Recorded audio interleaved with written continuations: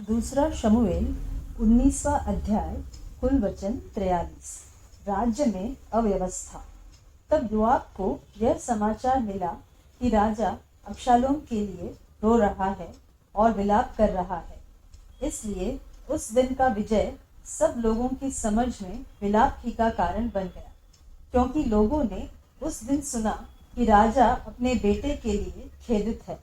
और उस दिन लोग ऐसा मुंह चुराकर नगर में घुसे जैसा लोग युद्ध से भाग आने से लज्जित होकर मुंह चुराते हैं। और राजा मुंह ढांपे हुए चिल्ला चिल्ला कर पुकारता रहा कि हाय मेरे बेटे अबशालोम, हाय अबशालोम, मेरे बेटे, मेरे बेटे।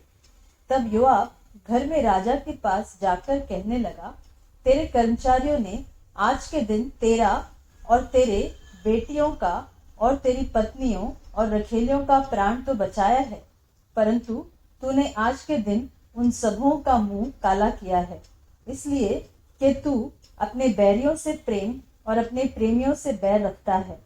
तूने आज यह प्रकट किया कि तुझे हाकिमों और कर्मचारियों की कुछ चिंता नहीं, वरन मैंने आज जान लिया कि यदि हम सब आज मारे जाते और अबशालोम जीवित रहता तो तू बहुत प्रसन्न होता।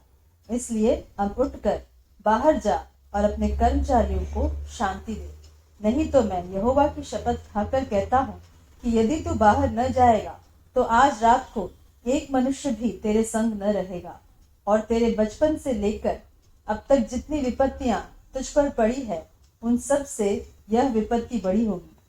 तब राजा उठकर फाटक में जा बैठा, और जब सब लोगों को यह बताया गया कि राजा फाटक में बैठा है, तब सब लोग राजा के सामने आए। और इस्राएली अपने अपने डेरे को भाग गए थे, और इस्राएल के सब गोत्रों में सब लोग आपस में यह कहकर झगड़ते थे कि राजा ने हमें हमारे शत्रुओं के हाथ से बचाया था और पलिश्तियों के हाथ से उसी ने हमें छुड़ाया, परंतु अब वह अबशालोम के डर के मारे देश छोड़कर भाग गया। और अबशालोम जिसको हमने अपना राजा होने को अभिषेक किया था, वह युद्ध में मर गया है। तो अब तुम क्यों चुप रहते और राजा को लौटा ले आने की चर्चा क्यों नहीं करते? तब राजा दाऊद ने सादोक और एब्यातार याजकों के पास कहला भेजा कि यहूदी पुरनियों से कहो कि तुम लोग राजा को भवन पहुंचने के लिए सबसे पीछे क्यों होते हो, जबकि समस्त इस्राएल की बातचीत राजा के सुनने में आई है कि उसको भवन में पहुंचाए। तुम लोग तो मेरे भाई वरन मेरी ही हड्डी और मांस हो, तो तुम राजा को लौटाने में सबके पीछे क्यों होते हो? फिर अमासा से यह कहो कि क्या तू मेरी हड्डी और मांस नहीं है? और यदि तू योआब के स्थान पर सदा के लिए सेनापति न ठहरे, तो परमेश्वर मुझसे वैसा ही वरन उससे भी अधिक करे। इस प्रकार उसने सब यहूदी पुरुषों के मन ऐसे अपनी ओर खींच लिया कि मानो एक ही पुरुष था, और उन्होंने राजा के पास कहला भेजा कि तू अपने सब कर्मचारियों को संग लेकर लौट आ। तब राजा लौटकर यरदन तक आ गया, और यहूदी लोग गिलगाल तक गए कि उससे मिलकर उसे यरदन पार ले आए। यहूदियों के संग गेरा का पुत्र बिन्यामीनी शिमी भी, जो बहुरीमी था, फुर्ती करके राजा दाऊद से भेंट करने को गया। उसके संग 1000 बिन्यामीनी पुरुष थे, और शाऊल के घराने का कर्मचारी सीबा अपने 15 पुत्रों और 20 दासों समेत था। और वे राजा के सामने यरदन के पार पांव पैदल उतर गए, और एक बेड़ा राजा के परिवार को पार ले आने और जिस काम में वह उसे लगाना चाहे उसी में लगने के लिए पार गया।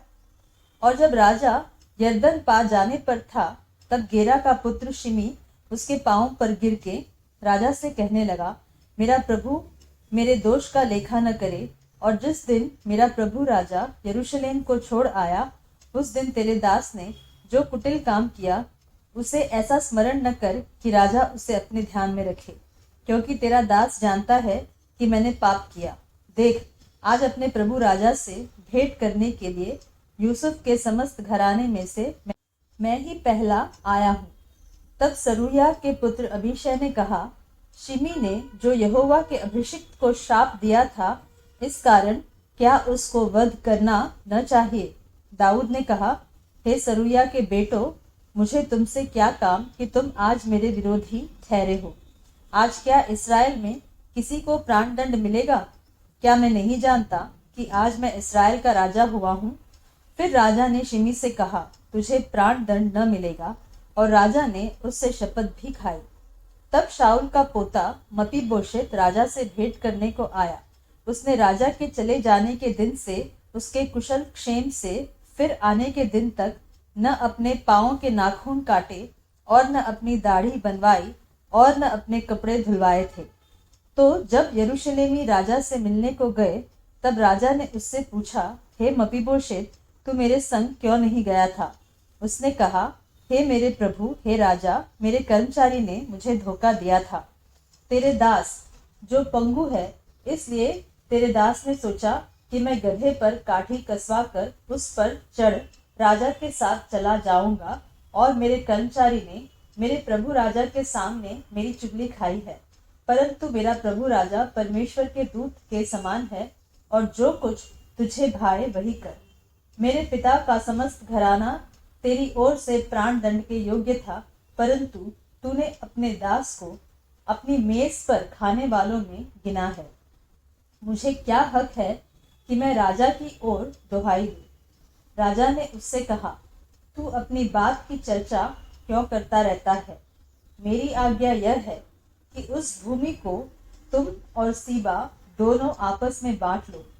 मपीबोशेत ने राजा से कहा, मेरे प्रभु राजा जो कुशल क्षेम से अपने घर आया है, इसलिए सीबा ही सब कुछ ले ले। तब गिलादी बर्जिल्लै रोगलीम से आया और राजा के साथ यरदन पार गया कि उसको यरदन के पार पहुंचाए। बर्जिल्लै तो वृद्ध पुरुष था, अर्थात 80 वर्ष की आयु का था। जब तक राजा महनैम में रहता था, तब तक वह उसका पालन पोषण करता रहा, क्योंकि वह बहुत धनी था।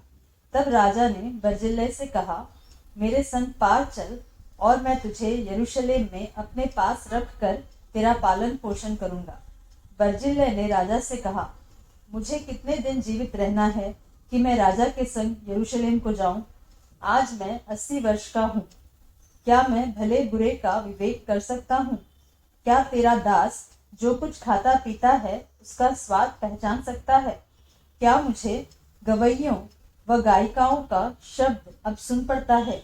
तेरा दास अब अपने प्रभु राजा के लिए क्यों बोझ का कारण हो? तेरा दास राजा के संग यरदन पार ही तक जाएगा। राजा इसका ऐसा बड़ा बदला मुझे क्यों दे? अपने दास को लौटने दे कि मैं अपने ही नगर में अपने माता पिता के कब्रिस्तान के पास मरूं। परंतु तेरा दास किम्हाम उपस्थित है। मेरे प्रभु राजा के संग वह पार जाए, और जैसा तुझे भाए वैसा ही उससे व्यवहार करना। राजा ने कहा, हाँ, किम्हाम मेरे संग पार चलेगा, और जैसा तुझे भाए वैसा ही मैं उससे व्यवहार करूंगा। वरन जो कुछ तू मुझसे चाहेगा वह मैं तेरे लिए करूंगा। तब सब लोग यरदन पार गए और राजा भी पार हुआ। तब राजा ने बर्जिल्लै को चूम कर आशीर्वाद दिया, और वह अपने स्थान को लौट गया। राज्य में राजद्रोह। तब राजा गिलगाल की ओर पार गया, और उसके संग किम्हाम पार हुआ, और सब यहूदी लोगों ने और आधे इस्राएली लोगों ने राजा को पार पहुंचाया। तब सब इस्राएली पुरुष राजा के पास आए और राजा से कहने लगे, क्या कारण है कि हमारे यहूदी भाई तुझे चोरी से ले आए, और परिवार समेत राजा को और उसके सब जनों को भी यरदन पार ले आए हैं? सब यहूदी पुरुषों ने इस्राएली पुरुषों को उत्तर दिया कि कारण यह कि राजा हमारे गोत्र का है, तो तुम लोग भी इस बात से क्यों रूठ गए हो? क्या हमने राजा का दिया हुआ कुछ खाया है, वह उसने हमें कुछ दान दिया है? इस्राएली पुरुषों ने यहूदी पुरुष को उत्तर दिया, राजा में 10 अंश हमारे हैं, और दाऊद में हमारा भाग तुम्हारे भाग से बड़ा है। तो फिर तुमने हमें क्यों तुच्छ जाना? क्या अपने राजा के लौटा ले आने की चर्चा पहले हम ही ने न की थी? और यहूदी पुरुषों ने इस्राएली पुरुषों से अधिक कड़ी बातें कही।